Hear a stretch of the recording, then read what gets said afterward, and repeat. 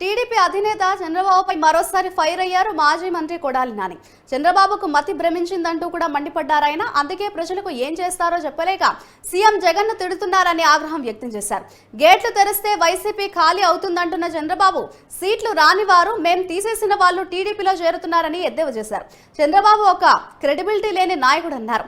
TDP Janasena సీట్ల సర్దుబాటు తర్వాత జరిగే పరిణామాలకు బాబు జాగ్రత్తగా ఉండాలని హెచ్చరించారు కొడాలి నాని.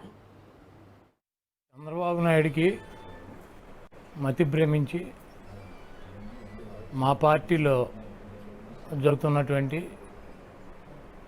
సీట్ల మార్పులు చేర్పుల గురించి, అదేవిధంగా కదలరా అని చెప్పి ఈయన కదిలి వెళుతూ వాళ్ళ దగ్గరికి ఉపన్యాసాల్లో అక్కడ ఉన్నటువంటి శాసనసభ్యుల్ని, మా మంత్రుల్ని, మా ముఖ్యమంత్రిని ఆయనకి నోటికి ఇష్టం వచ్చినట్టు తిట్టే కార్యక్రమం పెట్టుకున్నాడు. ప్రజలకు ఏం చేస్తానన్నది చెప్పట్లేదు.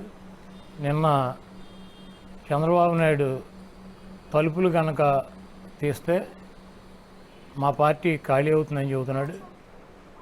చంద్రబాబు నాయుడు కొంప గోడు తలుపులు అన్నీ కూడా 2019లో ఈ రాష్ట్ర ప్రజలు పీకి ఆయన్ని హైదరాబాద్ పార్సిల్ చేశారు. చంద్రబాబు నాయుడు వయసు వచ్చింది కానీ బుద్ధి రాల.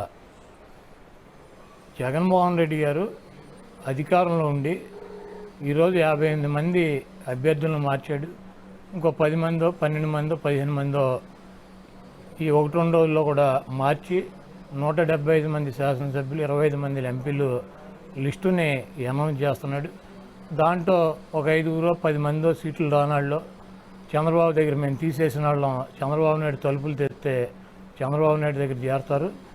రేపు పవన్ కళ్యాణ్ చంద్రబాబు నాయుడు అలయన్స్లో ఎవరు తీసుకుంటాడు, ఏ సీట్లు ఎవరు తీసుకుంటారు, ఎవరి సీట్లు ఎక్కడ ఏ అభ్యర్థులను ప్రకటిస్తారో చెప్తే చంద్రబాబు నాయుడు కొంపనే, జనసేన కొంపనే ఆ అభ్యర్థులు ఆ పార్టీనే తగలెట్టేటువంటి పరిస్థితి ఉంది. ముందు ఆయన తలుపులు తీయటం కాదు, ఫైర్ ఇంజిన్ పెట్టుకుని ఆయన కొంప తగలకుండా జాగ్రత్త ఉండమని చెప్పి నేను చెప్తున్నాను. చంద్రబాబు నాయుడు క్రెడిబిలిటీ లేని నాయకుడు. బాబు భరోసా అని చెప్పి రోడ్లు ఎమ్మడి తిప్పుతున్నాడు. 3 సార్లు ముఖ్యమంత్రి అయ్యాడు.